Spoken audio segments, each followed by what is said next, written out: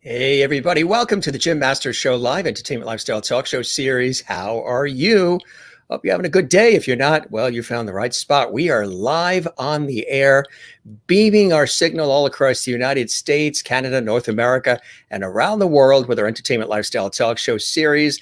And it is a pleasure to have you here today. If you're not having a good day, we're here to put some smiles on your faces. We always learn something. We always have a good time. Freestyle conversation, great entertainment, special guests, and so much more. Guests that come in to join us. They stop by JMS Live from Broadway, Hollywood, television, film, music, as well as inspiration, comedy, sports, culinary arts, you name it, all about life. Every show is something different. You never know what happens on our show since we are live. So those watching on our YouTube channel right now, whether you're watching us live right now or you're watching this, 2 weeks from now or 6 months from now, we do these shows live. So you're always welcome to join us live at 7 p.m. Eastern, 4 p.m. Pacific, which is our regularly scheduled broadcast time for this Entertainment Lifestyle Talk Show series. So what we're doing, if you're watching for the first time, you're like, well, what is this? This is kind of cool. I'm going to check this out here on YouTube at Jim Masters TV. This is a entertainment lifestyle talk show. So sometimes we talk about entertainment, things about life. We also do talk and inspiring conversations with great entertainment and more, sort of sprinkling in the old school way that the talk show hosts used to do it. The Johnny Carsons and the Dick Cabots and some of the real legends in television and radio. And since I work in television and radio as a TV and radio host, presenter, personality, journalist, writer, actor, stage MC, voiceover artist.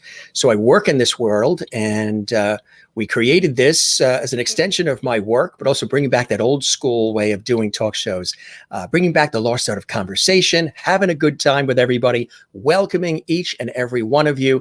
And thanks so very much for all of your support, your love, your comments, the posts on Facebook and Twitter and Instagram, the private messages.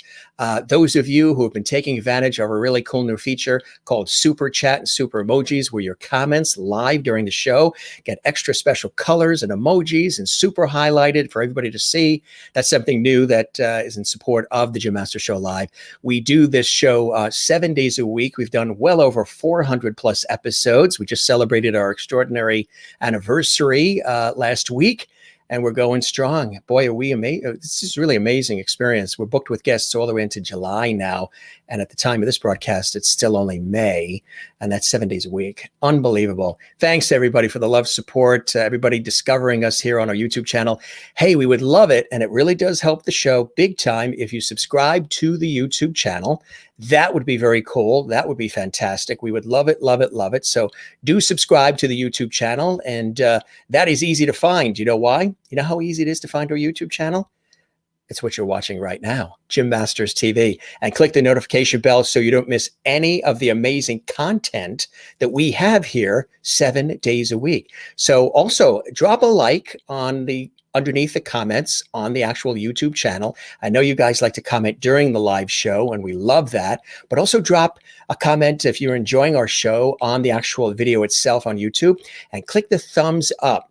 That is big time. YouTube loves when you do that. We love when you do it too. So if you're enjoying this episode or any of the episodes, click thumbs up, subscribe to the YouTube channel, click the notification bell so you don't miss any of our amazing daily episodes, plus our pop-up shows we do, which are a surprise, and all the other features of what we do here on the show.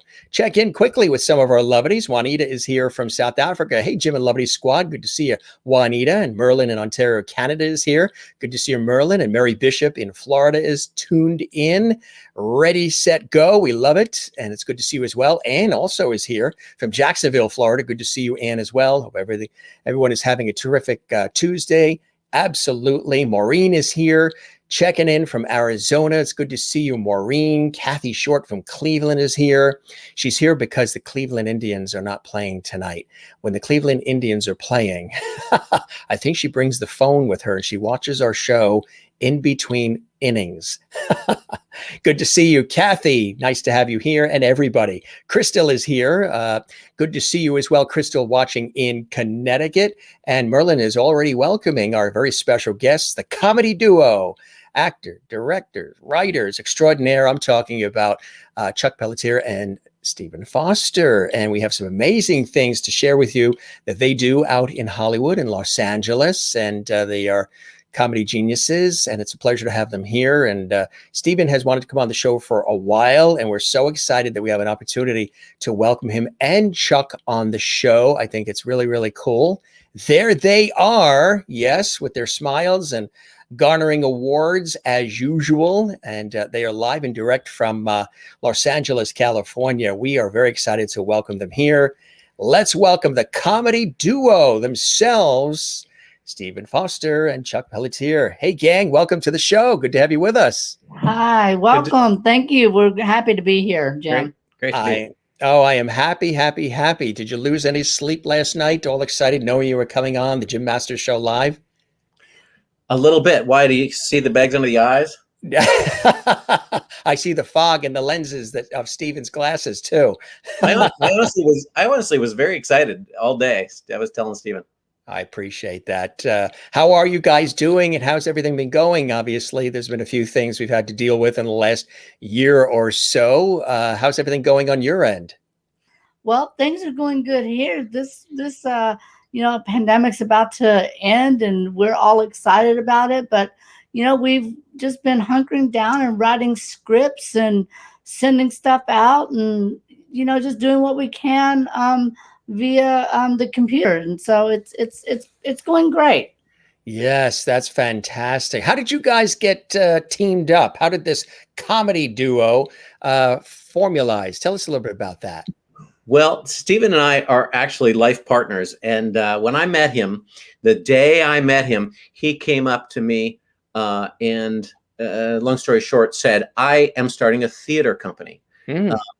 And I said, "Well, that's interesting," because my background was always theater. To this day, my day job, if you can call it that, is I'm the music director of Princess Cruises. I go out on cruise ships and teach singers. And incredible. So musicals, plays, theater, that has always been my life, and it was always his life. And we hadn't gotten into film at all at that point because film was still film, and it cost $20,000 to rent a camera, for a month or even a couple of weeks. So we lived in theater for, the first 10 years of our writing together. We wrote together for theater. He's written specific stuff for theater. I've written specific stuff for theater. And then when film became available, that was just a natural transition for us to use the same skills in film. Do you verify that story, Stephen? I do. And actually, when we first met, we were working at the same building, at the SAG building in Hollywood, and I was working in one department. He was working in the other department.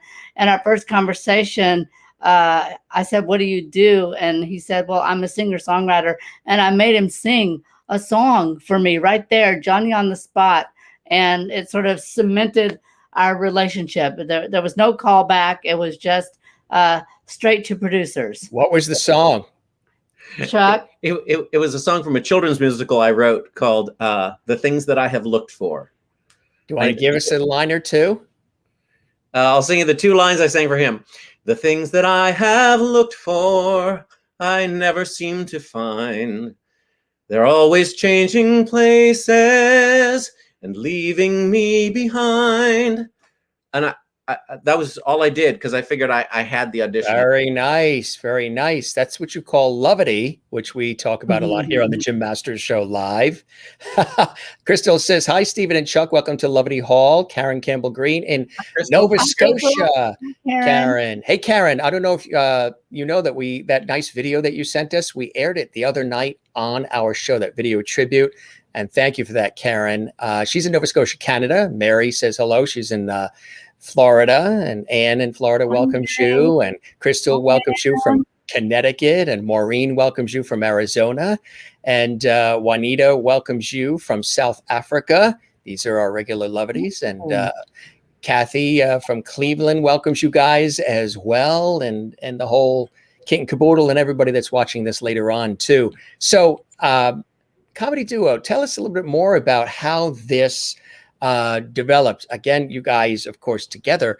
How did the idea of working together then formalize, and what was sort of the mission? What was it that you knew that you wanted to create together?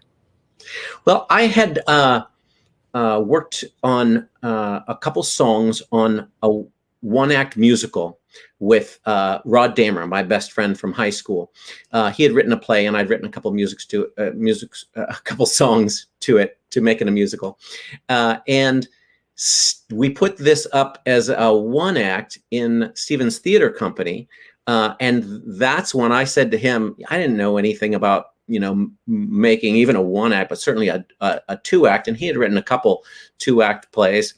And so we said we should work together on this and really develop this piece. And Stephen got involved. And so that was the first thing that he and I really got involved together with. So Stephen and myself and Rod Damer made The Green Room into a 2-act musical. And it had a great run out here and a short run off Broadway here last year. Was that the first thing we wrote together? That was the first thing. And then we went into doing screenplays, and then we went into doing what eventually Chuck wrote, That's Opportunity Knocking, the movie that we've won so many awards for. But way before we did that movie, we were screenwriters and had won awards for scripts and stuff like that. So that's been the way that we've worked together. That's fantastic. Let's talk about your individualized backgrounds too a little bit for the viewers. Tell us about maybe individually your youths. Chuck, are you from Canada originally?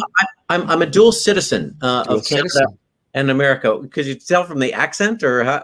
Yeah.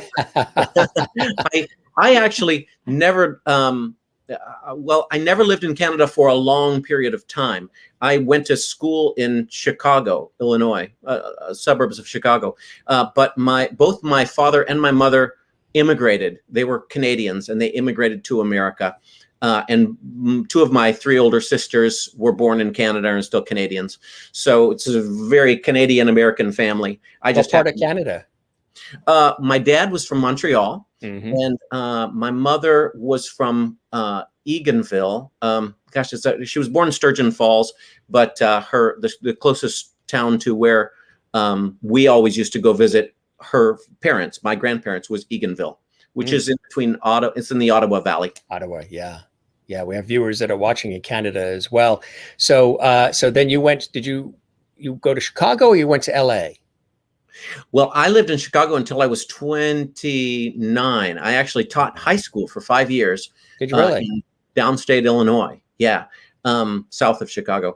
And I taught for 5 years, and I ran sort of the choral department and the theater department all at once in this high school. It was a really great experience, but I was done with that. And at that point I moved out to Los Angeles. And I started doing extra work when I've got out of the car, stepped out of the car, and started doing extra work. So I was immediately involved in film and got the bug right away. So did you want to be the performer, the writer, the producer? What really was tugging at you more, or a little of everything? I always wanted to be a writer. Yeah. But I was it's funny you say that, because I was always a performer. Right. And what I wanted to be was a writer. So I always had I won't say an easy time, but it seemed like I was always getting into musicals. People were, because I could sing and I could act. And I had a lot of opportunities just come at me without like having to go and audition a whole lot. I was always ending up in a musical here or a musical there. And I also am a songwriter. So it was just a logical transition to write musicals as well as screenplays. How about you, Stephen? When, in your youth, your early years, tell us a little bit about some of your background and inspirations as well to get into the arts. Well, actually, I grew up very much like Jurassic Park. No, just joking. I'm a dinosaur. I grew up in Fort Worth, Texas, and Fort Worth, yes, you know who's from there? Betty Buckley. Yeah, yes, yeah, Betty Buckley. right. She has the same accent I do. She actually performed at the Casa Manana Playhouse when she was young. I never made it that far. And that's people from Texas don't know what I'm talking about, the Casa Manana Playhouse in Fort Worth. But when I was in seventh grade, my dad got stationed in San Diego. He joined the Navy, and that's how I ended up discovering theater, because I signed up for a class in ninth grade and I discovered theater. And that's sort of where my writing and my acting began, because in this theater class, it was sort of like it was called stagecraft, and it was basically the advanced theater class, where our class, unbeknownst to me, was in charge of putting on the productions. And as part of that class, we actually had to audition as well for everything that came up. And I ended up having to audition. And that was my first time ever being consciously on stage and getting a laugh and learning all the backstage stuff. So that's where theater started for me. And even writing, I actually would write little skits and stuff like that. So that's where it all began for me. And then I went to Long Beach City College and TCJC, Tarrant County Junior College. I kind of went all over the place. And then I ended up in Los Angeles, and I wanted to be a writer and eventually an actor. And so I ended up writing plays and starting my own theater company and writing screenplays. So this whole thing that we've been doing has been this, like I said, Jurassic Park. It's really been a long evolution. Did you guys have any dealings with the East Coast at all, New York and other cities east, with theater or television or anything else? Sure. Our musical, The Green Room, went up off Broadway at the American Theater of Actors. Yeah. And I just finished writing the musical, the music to a children's musical at Circle in the Square Theater School. Sure, yeah. Which has been part of their last season. We also co-wrote a series that is a little web series that's going to go up in Lowell, Massachusetts, as part of the Dramatically Incorrect Theater, Dance, and Now Television group. Yeah. When is that? In the summer? Well, they're going to start. They've already started rehearsals. They're going to film it as soon as they finish their current production. And once they finish that, they're gonna film it. So that's going to be in the next month or so, and then we're going to be putting it out in the world. And we don't exactly know how we're going to. We don't know if it's going to be in festivals. We're still working out the logistics. Yeah, everybody, of that, figuring that out, right? Yeah, and the finding the best platform to put it on. But we have the pilot show written and cast, and they've been rehearsing it. So it's kind of fun. It's sort of like Hee Haw meets Waiting for Guffman. It's like this country. It's very Texan. It's very much my roots because it's Texan, it's Southern, and Chuck writes wonderful country songs. And so the pilot episode will have 3 new country songs that he's written, performed by some really wonderful people. Will you guys be there in Massachusetts, or you send it out and then they take care of it from there? Do you actually go to the locations? Well, they've produced streaming productions of our show, The Green Room, and my show, Legends and Bridge, about Joan Crawford, Betty Davis, and Judy Garland. And tell us about that one. That's just amazing. I'm glad you brought that up. I would say 2 months ago, was it 2 months ago? We watched Trog. Remember that one? That Joan, one of the very last. I mean, it's not this of all the things she's been in. That's not as talked about because it was a little not exactly what you expected her to be in. I thought she was great in it, and it was one of those 70s, sci-fi sort of quirky thriller things. But the concept was kind of cool. But yeah, watching a lot of that lately and trying to understand the mind of Joan Crawford. Tell us about that production. That's a cool one. Not Trog, but well, actually, Trog was Joan Crawford's last movie. Last one, yeah. And she ended up getting a product placement for Pepsi in there. Yes, she did.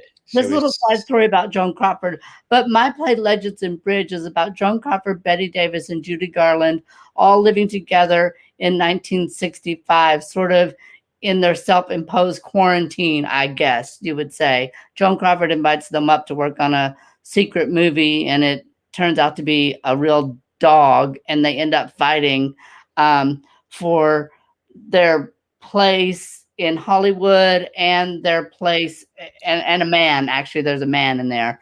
And then Tennessee Williams makes a kind of a wild appearance, a cameo. Yeah. So it's sort of a campy. I wrote it for drag queens to do because I myself was a drag queen, a female impersonator.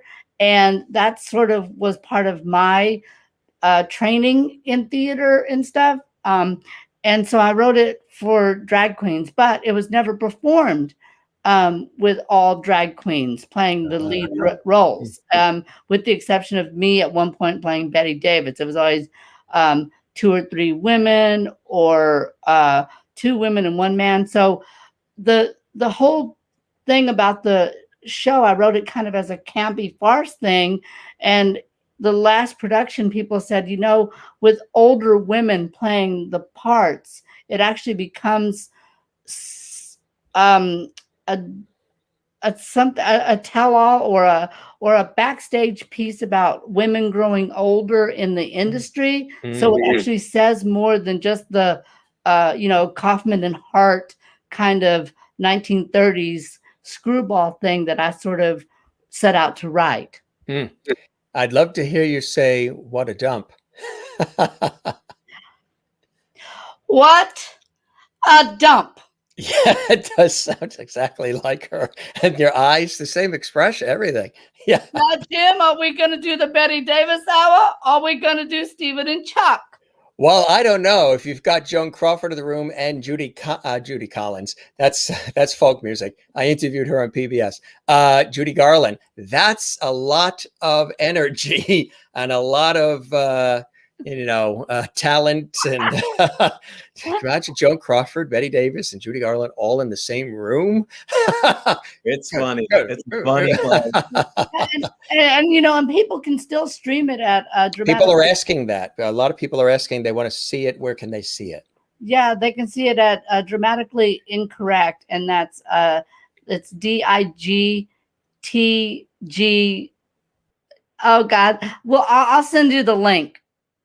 It sounds like you were having an eye exam when you were doing that. Yeah, because I don't remember.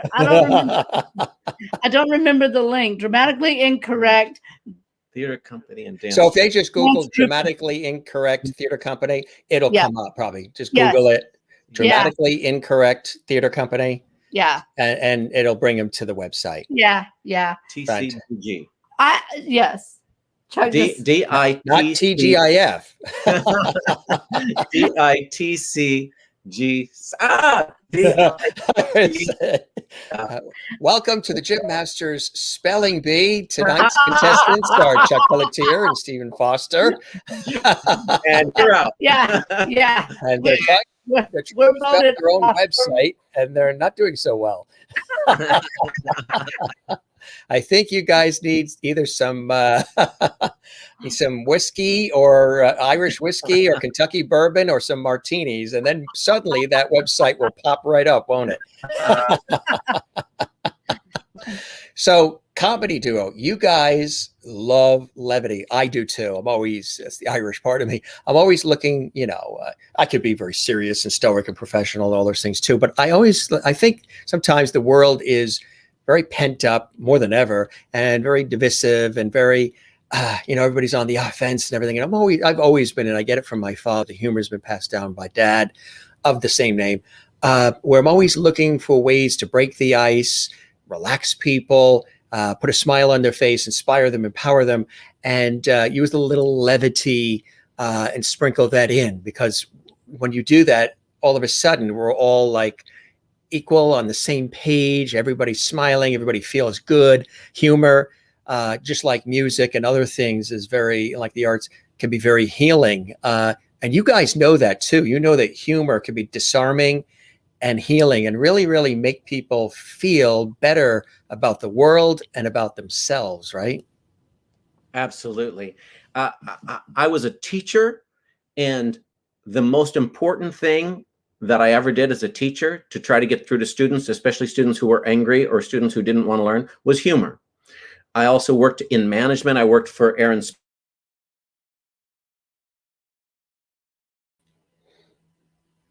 Spelling, Aaron Sorkin. Oh, what a cliffhanger. It was Aaron Spelling or Aaron Sorkin. If it was Aaron Spelling, then it would be Charlie's Angels, Dynasty, Hotel, Family, and Aaron Sorkin, of course. Their picture froze. Guys, if you could hear me, your picture sort of froze. Got a nice reaction shot there with Stephen. We've got a mid-sentence roll there from Chuck. You must be in a very tight Wi-Fi area. Your picture's still there. That's a good sign. Once your picture goes, then there could be a problem. Like that. Right on cue. Guys, if you can hear my voice or if you're watching this, just go into that private guest access link we sent you, and you should be able to chime in. And while they are figuring that out, let me show you this music video that they sent us as well. And then when they pop back, we'll talk about it. Hopefully they'll pop back, right? Otherwise, this is going to turn into a pop-up show and host levity chat show. There's a cool music video. There's a couple of actual pieces of entertainment that they sent along to us here at the Gym Master Show Live. We'll show that while they sort of reconfigure. Maybe they have a Wi-Fi issue. Again, the internet can be. But I was watching one of the TV networks last night, and they had a major, very important governmental guest on during a news program, and they had to cut the interview short because their picture froze. Not the host or the news anchor, but the guests, unfortunately. So it happens. Wi-Fi is still not a foolproof thing. But let's take a look at the music video. It's really cool. And then we're going to come back. So stick with us. Much more coming up on the Gym Master Show Live, where anything can happen, and usually does.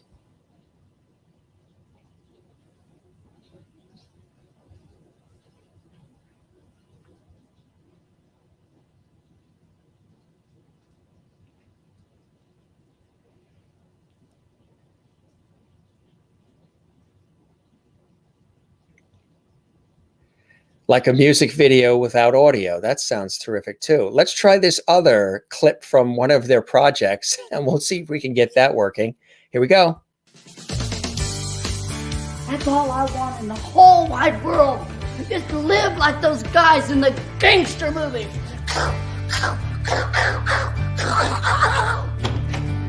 So where's the suitcase? That's my suitcase. I put the blanket over it to keep it warm. What do you say we take this into your bedroom? Are you two robbing us? The only thing more awkward than the wrong people having sex is the right people not having sex. You know what your problem is? You're not intimidating. How about now? Not at all. Not in the least. My psychic told me that I am Can always... you go to bed with that unstable little twerp? So you're Rob. I'm Wally. What's your name? I don't have a name. I'm your worst nightmare. That's from a movie. I told him he doesn't got it. Damn it! I'll rip off rich people with you, 'cause I got nothing else to do. I'll rip off rich people with you, and let's get ice cream too.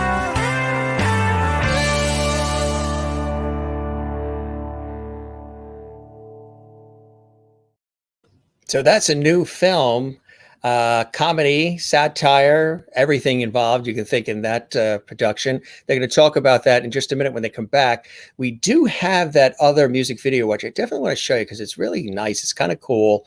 And we're going to bring that up here and see if we can get that to play. It should have played before with audio, but again, who knows? Everything can happen in any way, shape, and form that it wants these days. So let's play that, you guys, and we shall have some fun. Here we go. This is the music video Dream Vacation, and it's actually sung and written by Chuck Pelletier. Here it is.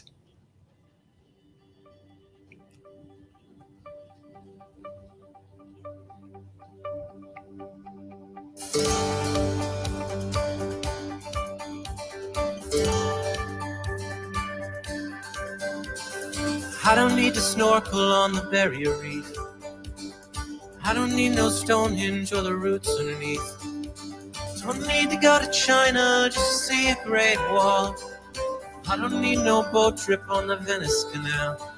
What I will say is I want to be with you every day. I'm no travel agent, no, that's not my thing. Don't misunderstand me, I am up for this fling. I'm just not a guy who really cares where he stays. I couldn't tell you where I want to go anyway. What I will say is I want to be with you every day. Let's go, it's a dream vacation. Don't care where, it's a dream vacation. Any state or nation, it's a dream vacation. As long as it's just you and me.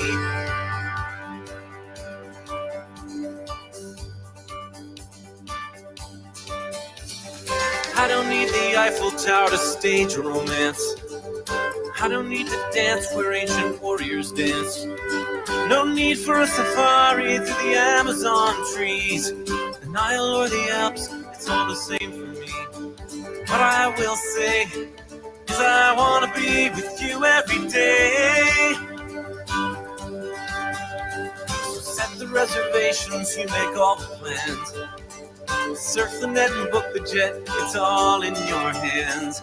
Here's my bank statement, you can drain it if you want to. If there's any left, I'm gonna spend it on you. What I will say is I wanna be with you every day. Let's go, it's a dream vacation. Don't care where, it's a dream vacation. Any state or nation, it's a dream vacation. As long as it's just you and me. Let's go, it's a dream vacation. Don't care where, it's a dream vacation. Any state or nation, it's a dream vacation. as long as it's just you and me.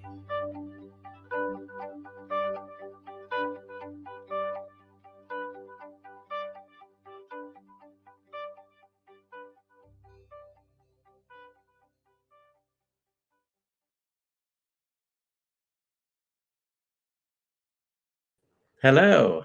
Hi. And there you are.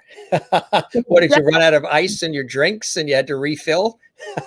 Yeah, I had to run to the wet bar and get myself a little cocktail.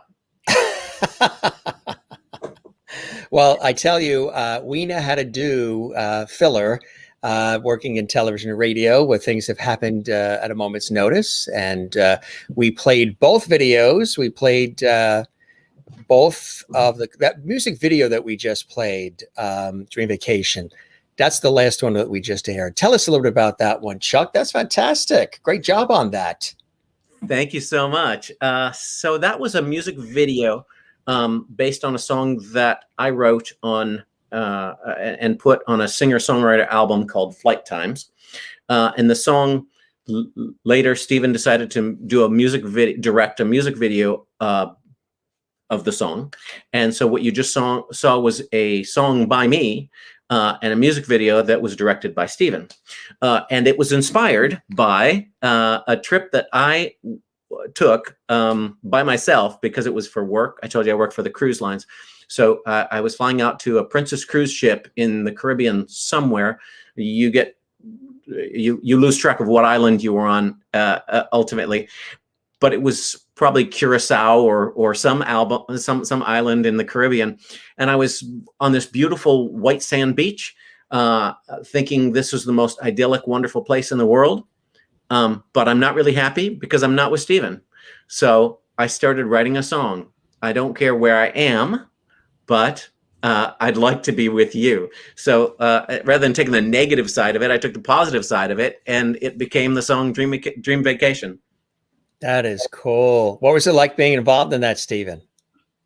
Well, I mean, it's flattering to have somebody write a song about you. I mean, you get to live forever in the great scheme of writing. You know, that's it's very, very humbling, and it's a beautiful song, and I love it, and that's why I made the video, and that's why the video explores so many different types of travel and going places and couples, different types of couples being in love and alone, and that was sort of the theme of the video, was people who love to travel together, not necessarily kids or that type. It wasn't like juvenile or about kids. It was about adults having a great time with each other, because that's how we are, and that's how we do our best work when we're out at film festivals or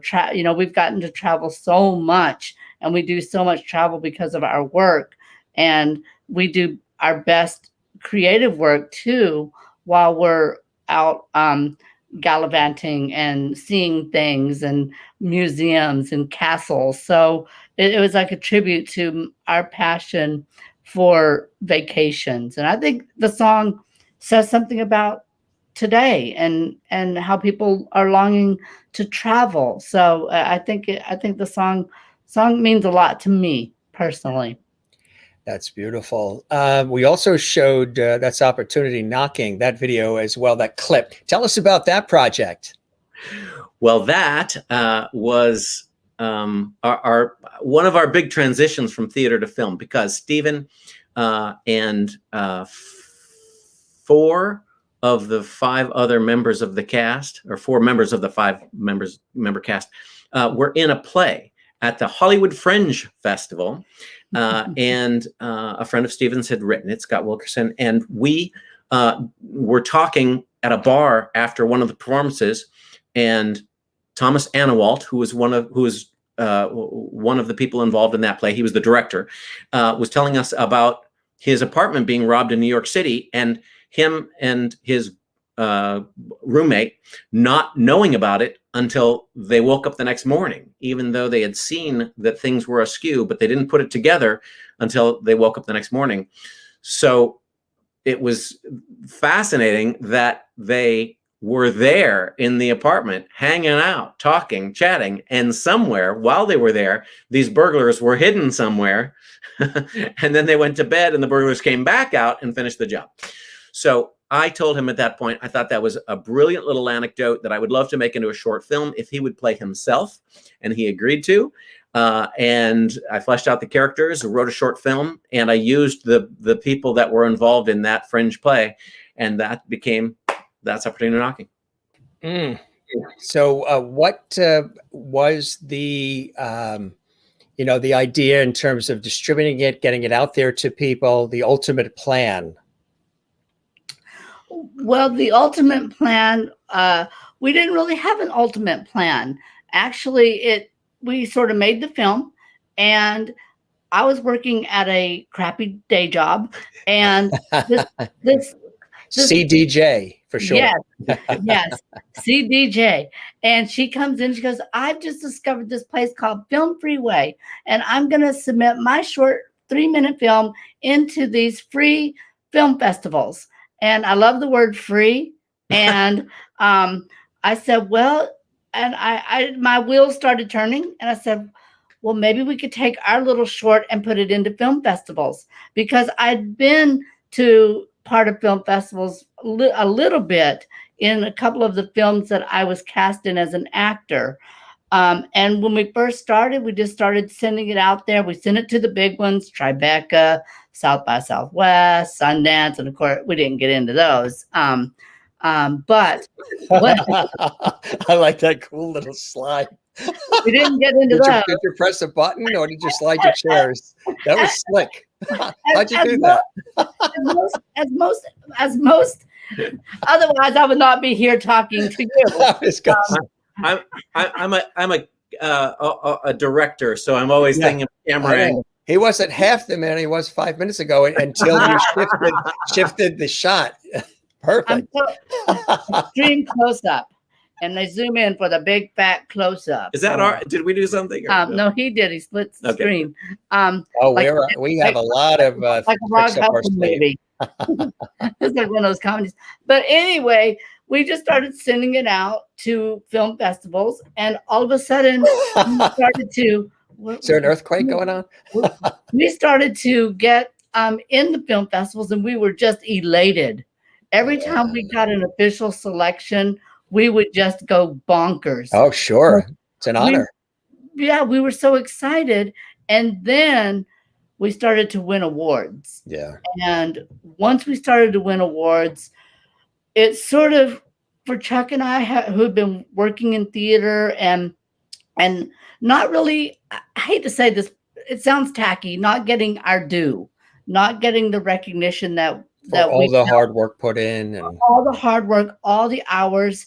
And then with this little film, it started to click. And we went to Action on Film. We won Best Comedy Scene. We went to the Nova Fest. We won the Jury Award. So all of these awards started coming in, and we were just kind of stunned and excited, because we finally started to get people to see the work in a better capacity than it was begging people to come to theater.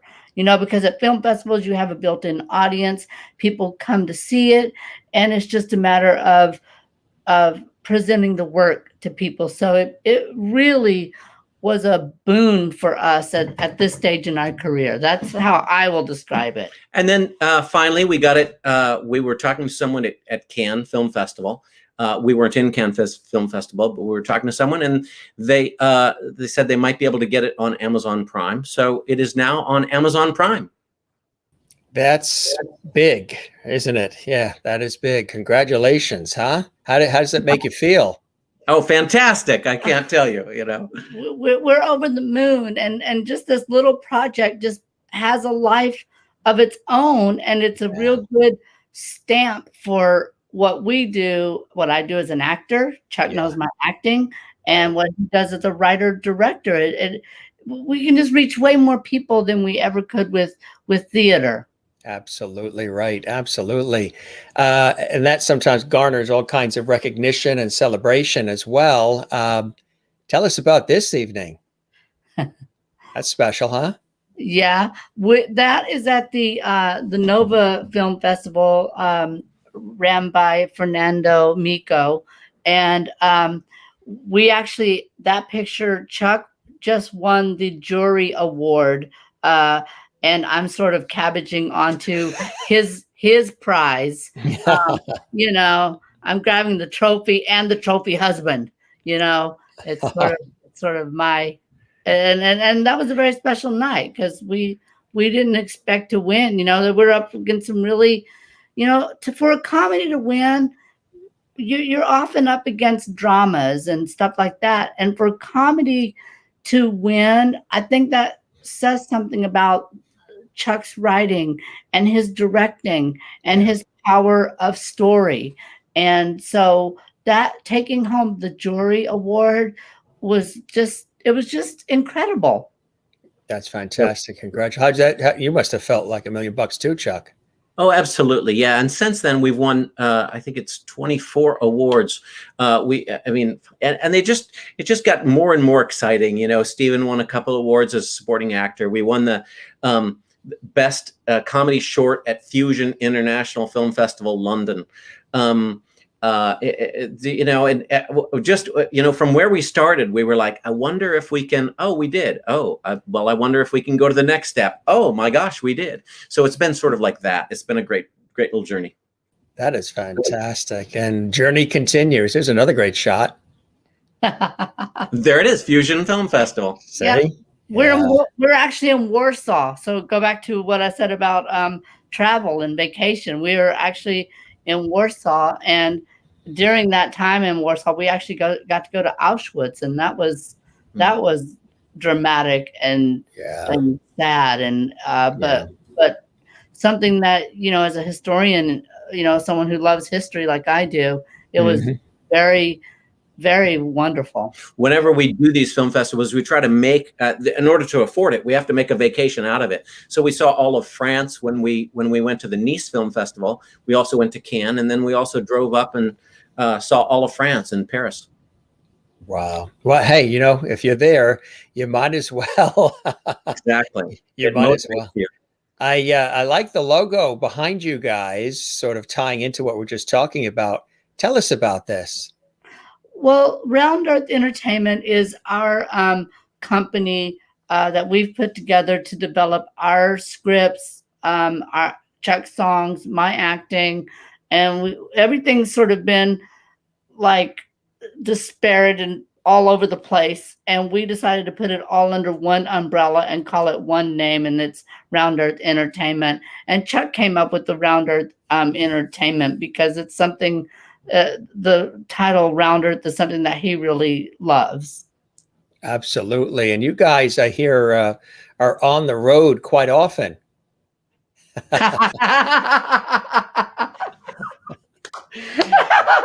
Yes. Well,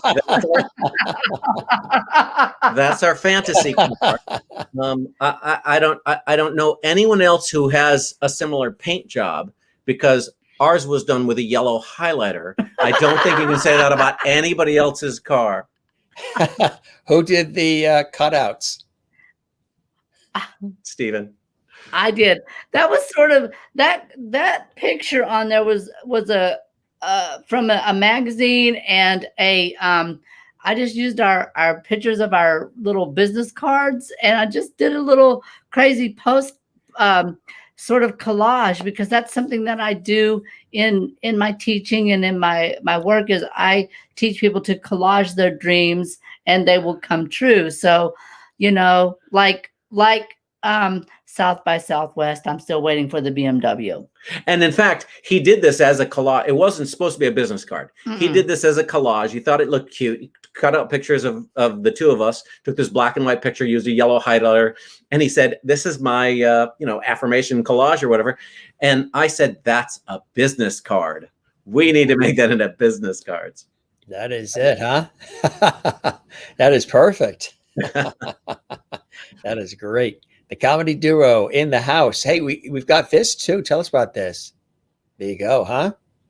Yes, that's Amazon Prime. That's our movie, Amazon Prime. People can watch it and stream it and watch it again. And we're just as proud as punch that it's on Amazon. Yeah, that's some of the laurels that we've won on there. I think that's an incomplete set, but there's the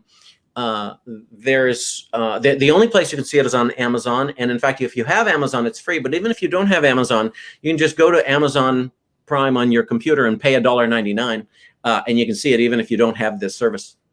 That is really, really cool. We have a couple of shots here too from That's grammatically incorrect. I like Steve's laugh is terrific. Thank you. That's Betty Davis, Joan Crawford in the middle, and Judy Garland on the right. And that's Legends and Bridge. That's dramatically incorrect. And they're all chugging drinks and smoking cigarettes, which is what I love. There's another shot. And in that shot, that is the young boy that Betty Davis brings home one night. And of course, that's Tennessee Williams making a play for the young boy. Same thing. Legends, yeah. And you know, and the owner and the owner of Dramatically Incorrect, he's the one that directed it, and he's the one that fell in love with our musical, The Green Room, and Legends and Bridge. And he's also directing Little Johnny Dickens. So he's a great guy. So what are some other things you guys are working on as well that people can also look forward to? I imagine, the two creative forces being in unison, you're always working on new ideas and new projects. And now that things are opening up slowly but surely, and people want to get out and they want to, enjoy themselves again and commiserate and collaborate, what are some other projects you're working on? And what are some dream projects that you have that you would like to embark on as well? Well, I think I just wrote a children's musical called Leo's Big Day Out for Circle in the Square Theater School. And Aaron Coleman, who wrote the book and the lyrics to that, and I just aired that. They did a Zoom version of it for hundreds and hundreds, probably thousands of school children. I've been busy with that. Steven's been busy with the production of Legends and Bridge, and he actually just wrote a screenplay, which has garnered all of a sudden several awards out of nowhere. Tell him about that. Well, I wrote a screenplay called My Missing Year, and it's sort of like a fantasy about when I was growing up and a year of that.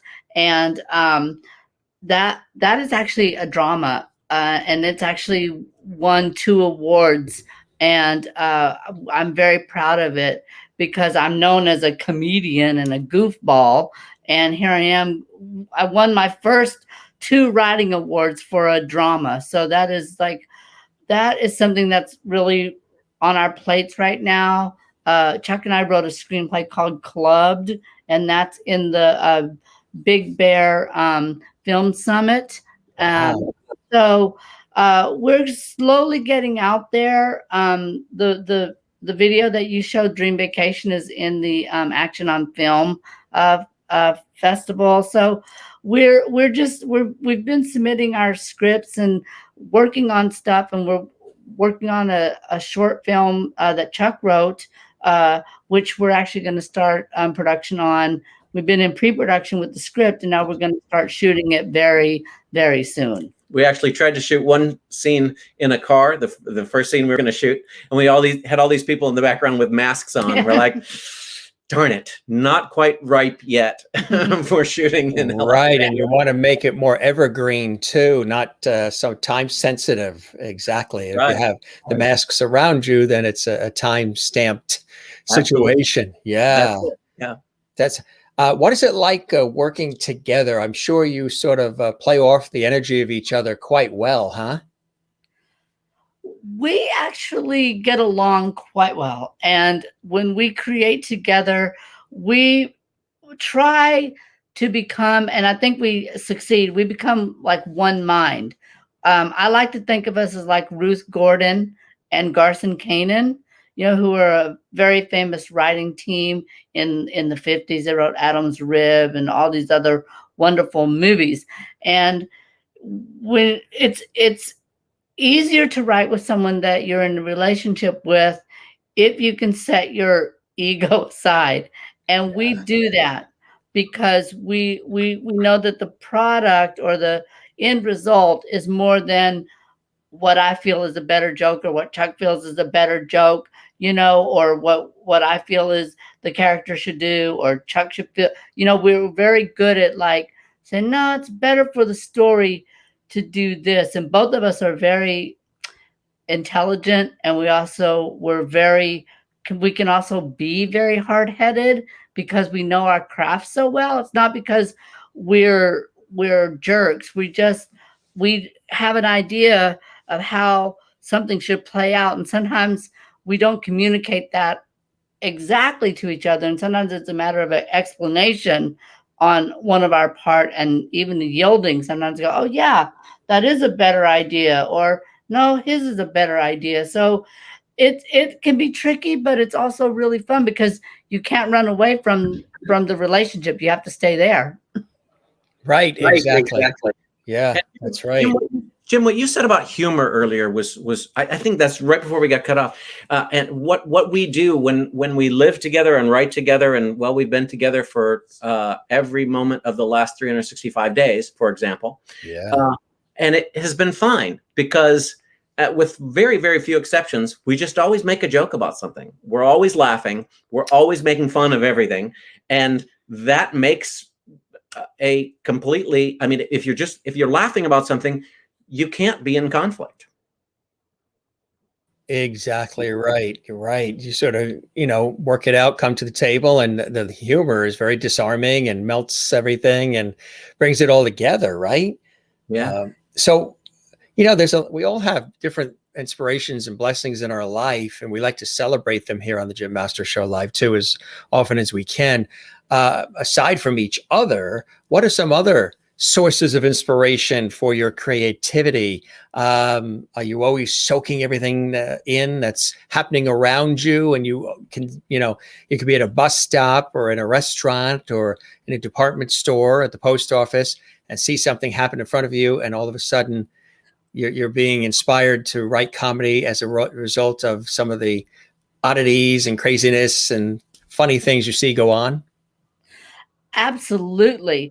I have a friend who he told me one time, I wrote a lot of fiction and I gave him a lot of my scripts, and he said, Stephen, these are funny, but why don't you are always telling me stories about your childhood or things that you perceive. Why don't you write that? Why don't you write something that's the truth?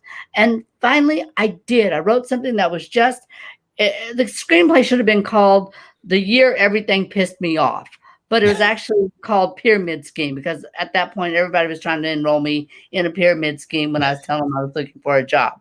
And so he read that, my friend, and he said, that is the best thing you've ever written because it's the truth. Your jokes land, everything that you do lands. And so from that time on, I always said, I'm going to write the truth or bring the truth to whatever it is I'm writing, as opposed to trying to manufacture funny or what I think is funny. And I come from a very, very funny Southern family. They can turn a joke from anything. And I think it's part of my DNA. And I think it's what I come in the world. There's no situation that I can't make a joke out of. And so my humor is it's always inspired by a line I hear, a character that I see. For example, Chuck and I were flying through Vienna and we missed our flight, and we were in the cafeteria, and this lady was just absolutely bonkers. And she said we were eavesdropping. We were eavesdropping. Yes, I'm a big eavesdropper. I overhear conversations, and I'm a big notebook person. I will my notebook and I will write it down. Okay, and I will tell you what she said. She was sitting there and she looked crazy, had a bad perm, and she was wigged out, and she was bitching about her grilled cheese sandwich. She's taking a picture of it and going, I'm going to email the owner of the restaurant. This is not a grilled cheese sandwich. The cheese isn't melted. She was crazy, and she's sitting there talking to her dad. And she said, well, you know, Dad, I'm going to start a new diet. It's going to be water, fruit, and weed. Oh my God. I just hope I can give up liquor. So that line has stayed with me all these years, and it's going to be in something because that's how I find material. I listen and I write it down. And so that's where I get a lot of my humor from, in addition to being naturally gifted and funny, and you know, and I also made out with the Blarney Stone in Ireland. So and they have to lift you upside down and lower you in to do that, right? I mean, the Blarney Stone and I have a long-standing date. You know, we're gonna, you know, when he's gone, it's gonna be me and the Blarney Stone. The Blarney Stone, right? Blarney Stone. Sláinte.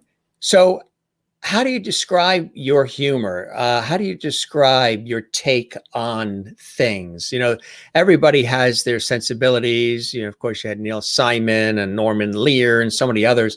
How, if somebody was to say, okay, so sort of put this in some sort of a capitalization here, capsulization, if you could.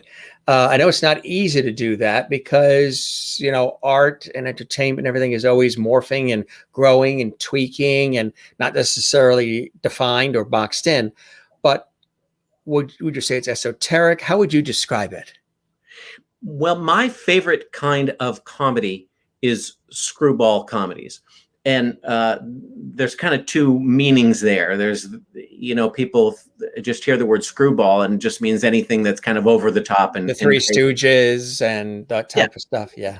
You know, Steve and I both loved the movie Airplane when we were young. I mean, that's kind of our and the Mel Brooks movies. And for me, the Monty Python movies, I would, you know, in a broad sense, people consider the screwball, but also on a very specific sense, what a screwball comedy really is, a comedy that turns things on its head. So everything is funny, everything is over the top, but people are not what they seem. Well, women in screwball comedies are the smart ones because in that era, that's not the way it was in dramas. Rich people, poor people in screwball comedies are the smart ones because in life, that was not how people saw it. So that's what I like. Any kind of comedy that pokes fun at real life. The Importance of Being Earnest by Oscar Wilde is my favorite comedy because it takes what society is, it just makes fun of everybody in it, and it doesn't pull punches. It doesn't just make fun of these people or these people. It makes fun of everybody, and we can all look at ourselves and laugh. Right. And that's what my family was. We always looked at each other and laughed and made fun of ourselves and everything. And I had a relationship with my father, like you said, you had a relationship with your father. My father was just funny as anything, and he was always making a joke out of anything, and it made our lives easier.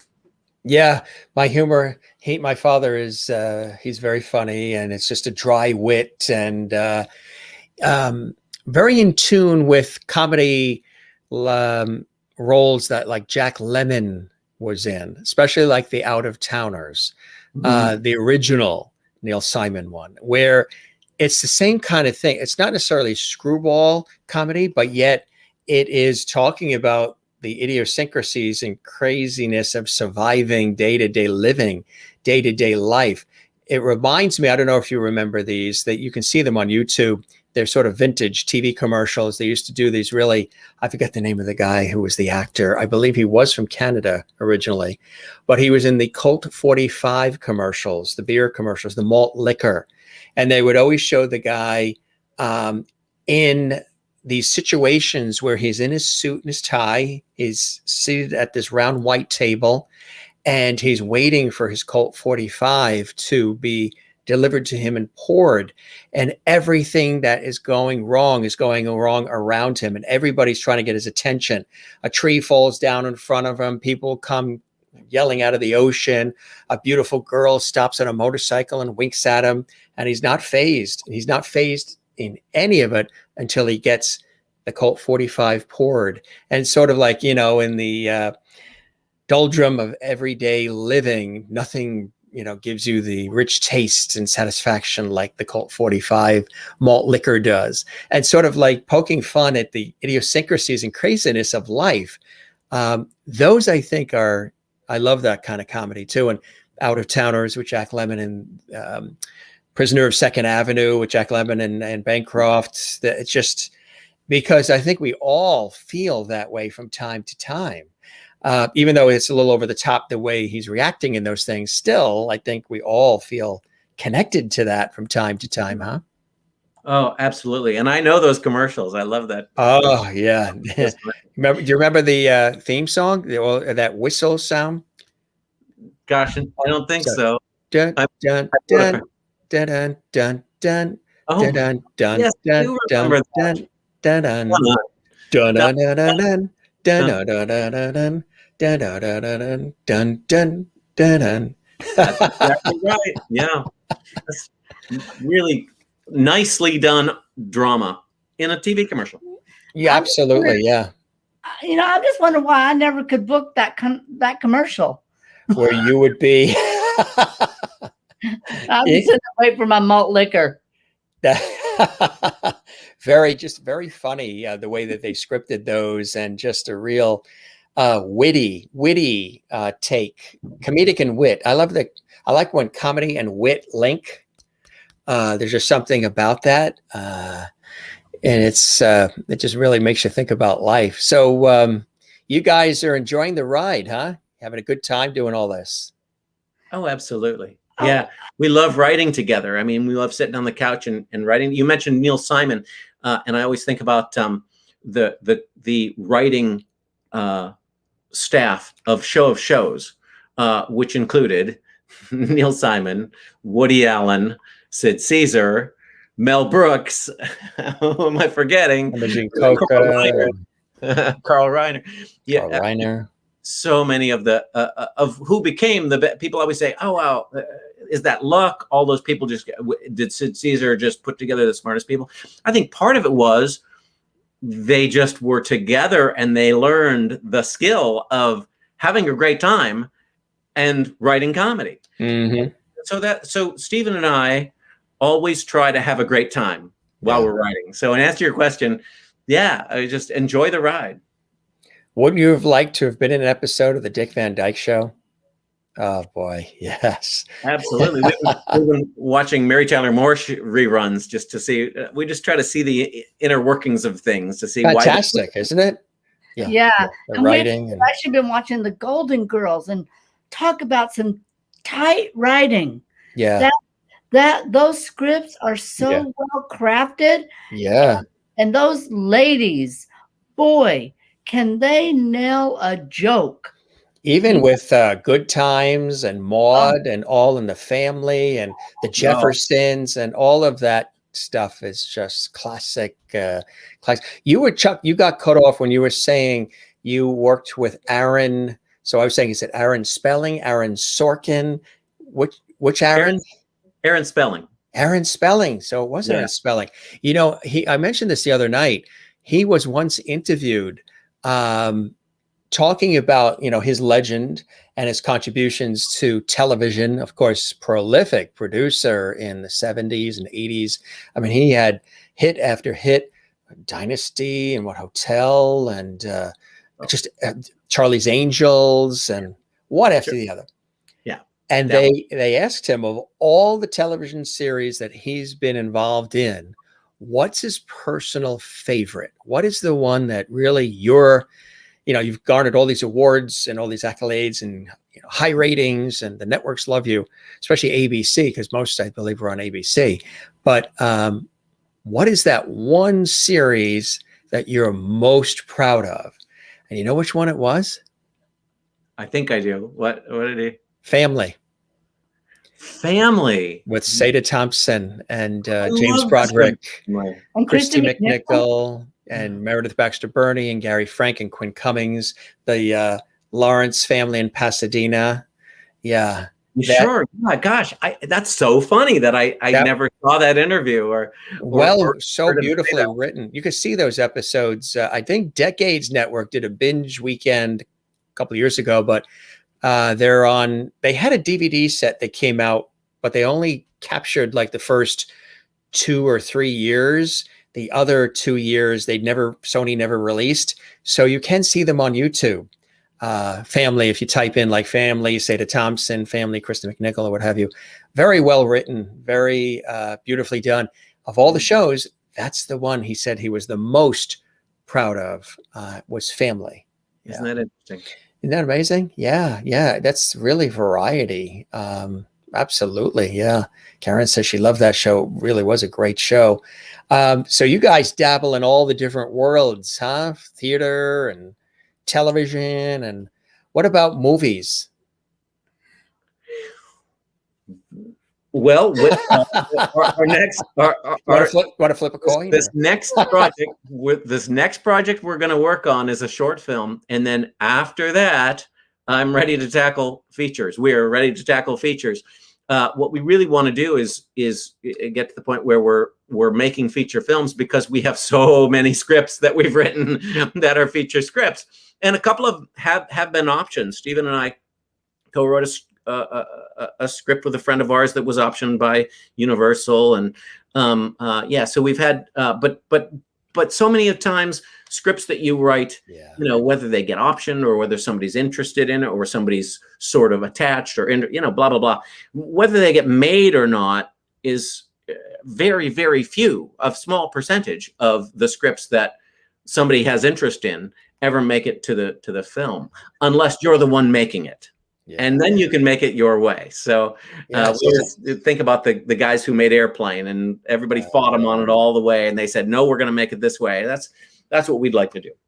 Kind of like what Lucille Ball and Desi Arnaz, they didn't want to have a Cuban husband on television at that time, but I could never have seen anybody other than Desi Arnaz with Lucille Ball, and look what they did, classic television at its best, the whole 3-camera, doing it on film, creating Desilu Studios, which was responsible for, so many other television shows, and those studios were used for other television shows. The Dick Van Dyke Show was filmed there, and of course, Mission Impossible and Mothers-in-Law and so many others.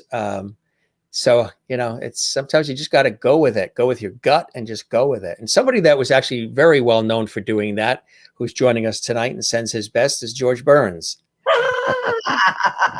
Say goodnight, Gracie. He's God. He played God in all the old God. That's how he's able to join us tonight, is because he played God. Otherwise, that's it. He's got a cigar and everything, right?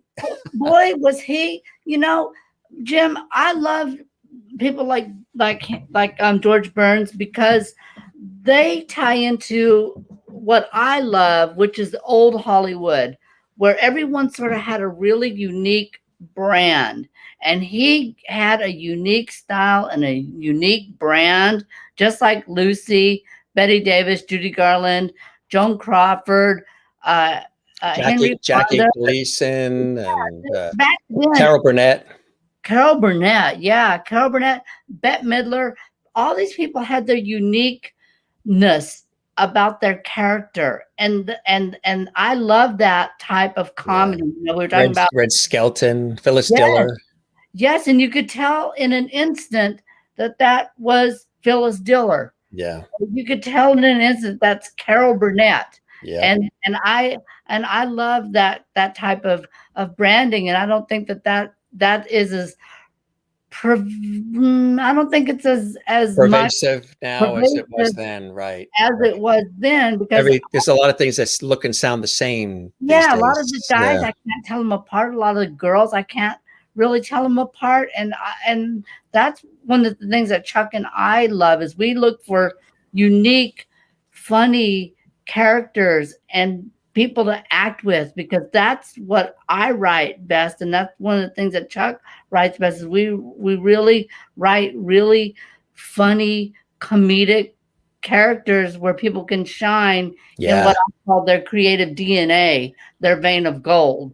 That's right. And just think about it. If you really think about it, like right now, of the television shows that are on, you probably couldn't even really hum a theme to any of them because the themes are so short. If there's even a theme, the credits don't really roll.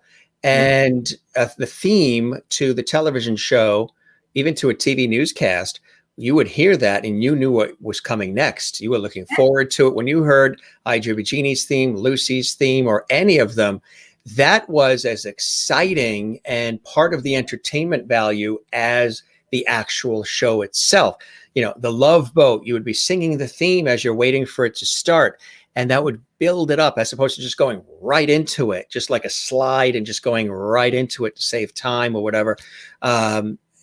We're missing that. We're missing that. I love some of the nostalgic networks like Decades and some of the others where they run the full open and they run the full credits as they aired with no interruption, no squeezing of the credits, no talking over the credits. They just let it run as if you're watching it when it originally aired. And I know we're I work in the industry and I know how fast paced everything is. Got to get it next and next, squeeze in every little space. But I think sometimes that's too much. It's too much on the screen, too much going on. You know, you want to breathe. You want to breathe and enjoy the material. So, I mean, all these different theme songs and all these different things that we heard with television and everything, you can identify with that show. And so many kids would sing the themes. And today people can sing the themes of shows that they grew up with. You know, there's the story of a man named Brady. I mean, yeah, okay. Oh, that's coming on. You know what I mean? But I can't think of a show right now that is on where I can actually hum the theme song to it that isn't something that's a rerun. Even Seinfeld, you know, had but boink, boink, boink, you know, those sounds. Even when you hear that, you know it's Seinfeld. It wasn't a theme, but at least there was some sort of a bing bang poing sound. I remember when I was growing up, the top 40 radio always had 2 or 3 theme songs from television on it, whether it was Happy Days or it was Chico and the Man, and they were great songs. Yes, Chico. Yeah, that was Jose's Feliciano, wasn't it? Yeah, absolutely. All in the Family had a great theme song. Was on the radio. Laverne and Shirley was on the radio. There was just it was part of what you listened to on the radio. You know. Well, even from movies too, the Candyman from Willy Wonka, Sammy Davis, the Candyman can. Yeah, there was such a tie-in with everything. Raindrops Keep Falling on My Head from Butch Cassidy. And a lot of the material, like a lot of those shows would then be animated cartoons on Saturday mornings, like the Brady Bunch, the Partridge Family, all those shows, and Gilligan's Island. They all ended up having, you know, Saturday morning cartoon versions for the kids of those shows, along with the lunch boxes, the T-shirts, and the banners and the bumper stickers and all the other things that went along with all of that, which was pretty cool. HR Puffin Stuff, Sid and Marty Krofft. Yes. HR Puffin Stuff. Land of the Lost. That's it. Great stuff. Yeah, exactly. Snacks. Yeah, the Twilight Zone. I mean, there's a theme right there. Da-na-na-na, da-na-na-na, da-na. I mean, when you know what it is, you're sort of like, okay, we're in for a treat here. Yeah. So you guys love what you do. Did you ever get into, well, that music video was fantastic. So, I mean, you have a musical background. Did you ever want to write theme music, film scores, any of that, Chuck? I've never been interested in writing film scores, but I always write theme songs whenever I can. I've actually, you know, just because people know I'm a songwriter and a filmmaker, I've been asked to write a few theme songs for, you know, small independent projects. So I've written a few of those. And then I wrote the songs that are in That's Opportunity Knocking, and the songs that are in Johnny Dickens. This is the web series that's coming up. And I always, I love a good theme song, and I'll always write one when I can. And if I am directing it, then I'm in control of it. I'm like, I'm going to write the song. In fact, it's funny you say that, because I was a songwriter trying to I was also a screenwriter, but I was a songwriter, and I was trying to write screenplays and then trying to get songs placed in movies. And it's so hard to get a song placed in a movie that I'm like, why don't I take these screenplays and I'll direct them, and then I can put my own songs in them. Right. That was my first motivation to make movies. You notice now, like in commercials, they're using a lot of music from the past. Instead of using production music that's created just for that commercial campaign, they're using music that lifting cuts from songs from the 60s and the 70s and 80s, other areas too. And you're like, oh, and somebody will watch that and say, wow, that's kind of a cool new song going with that commercial, when it turns out that song came out in 1972, and they're just lifting that part of it for that commercial. It wasn't something that's created. That was done by ABBA or the Beatles or the Carpenters or, Seals and Croft or whoever. They seem to be doing that a lot. Yeah, I noticed too. So, well, this was great, guys. You guys are a blast. Can't believe we chatted for almost an hour and a half here. This goes by in a New York minute. Did you enjoy yourselves? Oh, what it's funny you ask that, because my favorite talk show host was always Dick Cavett, and you remind me of Dick Cavett. Sitting here reminds me of being on the Dick Cavett show. And I feel like Betty Davis on the Dick Cavett show with her purse and her bad wig.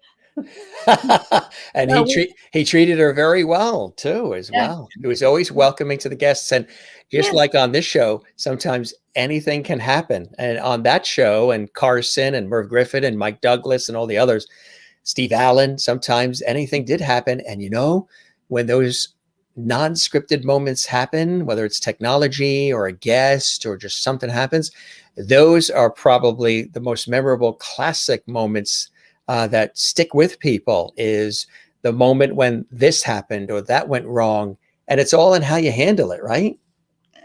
Absolutely. So when you guys disappeared, we started tap dancing. Well, we learned in theater, the show's got to keep going on. That's right. The show must go on. Exactly. Well, you guys, I hope the show met whatever expectations that you had, and we'll definitely keep the porch light on for you. Spread the word about the Jim Masters Show Live. We would love that.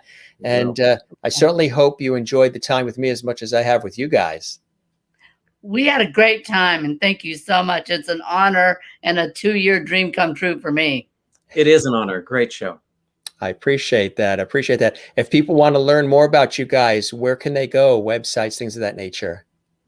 They can go to roundearthentertainment.com, or they can go to the Green Room, the musical.com, or they can go to awakeningtheactorwithin.com. Fantastic. Now you want to say that in reverse? No, that was a mouthful, wasn't it? I could barely say it in forward. Forwards. Gang, you guys are the best. Chuck Pelletier, Stephen Foster, the comedy duo and extraordinaire. Look for their work. And they're really, really good at what they do. And a blast to have you on the Jim Masters Show Live. Again, spread the word about our show. We'll keep the porch light on for you. And really a pleasure having you guys as my guests tonight on the show. I wish you nothing but continued success in all that you do. And hopefully, whether I'm on a TV shoot out there in LA, or you guys are back east in the New York area, what have you, maybe hopefully we'll break bread one of these days soon, which would be kind of cool. That would be a dream come true. Love it. All right. That would be lovity for me. That's lovity. That is what you call. Yeah, that's lovity. Lovity.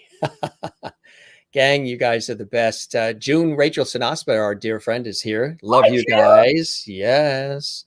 Kathy Short says, great chat tonight. Thanks so much. Karen says, thanks for being with us tonight. And Maureen says, Stephen and Chuck, you're both amazing humans. Thank you for sharing your stories this evening. I wish you many years of continued success, and you both a big lovely hug. And yes, and Merlin says, nice to meet you guys. And Juanita says, lovely conversation. Thank you guys. Thank you for spending time with us as well. And cool stuff. Karen says she just watched a commercial playing a Buddy Holly song. Yep, Yeah. they're bringing back all that music as well. All right, guys, go stretch your legs like I tell all the guests. And thanks for joining us on the show. It was a blast. Thanks, Tim. Thank you. Thank you for having us. Oh, my pleasure. You guys have a good night. Take care now, okay? You too. Bye. Bye-bye. Chuck Pelletier, Stephen Foster. Yes, good to have them with us here on the show. Check them out. And of course, Amazon. Look for that as well, and all the other great projects they're working on. And I'm sure we're going to hear more from them as they keep us abreast of all the cool things that they're working on. Lots of fun tonight, and we thoroughly enjoyed it. And we thank them again for joining us here on the show. They are very, very talented guys. Hey, I want to let you know who's with us tomorrow. Choreographer and award-winning choreographer and performer and dancer and actor extraordinaire, Louis Salgado is going to be with us live from New York. He's my guest tomorrow night. Yes, don't miss when Louis Salgado is with us. He's extraordinary. He is going to be here coming up tomorrow. So we invite you to check that out. And, on Friday, we have Michael Shipley coming on the show. Michael Shipley he's a television comedy writer, and he has written for Family Guy, and American Dad, and so many others of the favorites. So not only is he a prolific TV comedy writer, he's also a brilliant musician too, musician and singer. He's got a whole side career as a musician and singer. So we're going to talk about his prolific comedy writing and television with some of the really funny sitcoms, and he's been involved in them for years. And he just, Last Man Standing, the one that Tim Allen starred in that was on Fox, he was one of the executive producers on that series. He'll be with us on Friday night, and we have award-winning playwright and director and performer Bob Ost, who's going to be with us coming up on Thursday. And then live from Ireland, we've got a very special show and a very special guest coming up at a very special time, 3 p.m. Eastern, noon Pacific, this Saturday. And this is Daisy Conway. She is an award-winning singer, songwriter, and musician. And she's going to be live from Ireland. Very popular, a really terrific personality. She's going to perform live and so much more. That's at a special early time this Saturday as we do that show on Saturday. And then we're going to take the rest of the Memorial Day weekend off to be with our loved ones and friends. I think the first time we've taken any sort of days off in a row like that since we started the show a year ago, 400 episodes ago. So Saturday, 3 p.m. Eastern, noon Pacific, live from Ireland. Daisy Conway is going to be here. We look forward to that. And that's this Saturday, Memorial Day weekend. And then we are going to be out and about with our family and friends. So don't miss it. She's going to be fantastic. Gang, you guys are the best. We thank you for joining us as well on the Jim Masters Show Live. And it's a blessing to have all of you guys here. And we love all of you guys. Continue to spread the word about the Jim Masters Show Live. Don't forget, you can find us 7 p.m. Eastern, 4 p.m. Pacific is our normally scheduled broadcast hours. If you missed an episode, any of our episodes, this one or anything prior, check it out 24/7, 365 on our YouTube channel. Yes, and don't forget to subscribe to the channel. That really, really helps our channel big time. So it allows us to continue to put all this energy in and everything we do, all the investment into this broadcast series that's quite extensive, daily, 7 days a week, with all the hours we put in. We always have a good time here doing these shows for you guys. Don't forget to smile. Also, our super chat and super stickers is a new chat feature that's happening on YouTube. They just created that. So that allows you to have your chat highlighted. It rises to the top. It's noticed on the screen. You're celebrating and supporting the Jim Masters Show Live too when you do the super chat or the super sticker emojis too. So that's something new. Look for that. I believe that you can see that at the top of the comments when the show is live, the comments chat section of the actual broadcast. So when you're in comments, look for super chat and super stickers, the new emojis that allows us to actually super highlight and super thank you in great ways when you do those. And some of our Some of our wonderful lovelies have been doing that. We really thank them. Don't forget to smile, and don't forget to, again, share the lovely. Don't forget to find your Zen place. Mine is with loving family and friends. Of course, tennis and cycling and writing and music, so much more. But the ultimate is time with loving family and friends. And of course, the ocean. There is the good old Atlantic right here along the coast. And swimming, surfing, boogie boarding, sailing it, I love. And the ocean and I have a nice relationship. My work in television, radio, and stage and film, on air, on camera, behind the scenes throughout the years is also another Zen place. And of course, doing the Jim Masters Show live is a Zen place as well. Good night, gang. It's always a pleasure having you guys here. Jane in Sweden, thank you very much for watching us. Good night, Jim and everyone. Good night, guys. Merlin as well, and Juanita and Christine, thank you very much. We appreciate it. Good night to you as well. And Kathy in Cleveland, you guys are the best. And everybody that's watching, not just live and commenting live, but those of you who are watching without commenting, and the many of you who are watching later on in the archives at Jim Masters TV. You're all the best. Everybody is welcome here to the party that we call the Jim Masters Show Live. And don't forget to relax, breathe, love one another, and take care of one another, and take care of yourself. Really important to do that. We always have a good time here on the show. Again, we thank our very special guests, Stephen Foster and Chuck Pelletier, on the road. And of course, there's that website, Run Art Entertainment. There it is. You got it.com. There, look at it on the screen, write it down, check it out. Good times. All right. Good night to Maureen and June and everybody else. We love you all. We'll see you tomorrow with Louis Salgado. He's coming up tomorrow on the Jim Masters Show Live. We're going to have a good time. He's all excited. He's a fan of our show. He watches our show. He can't wait to be on tomorrow with me, and I look forward to that. We'll have him on. We'll have a good time. Till then, thanks for being with us. Have a good night.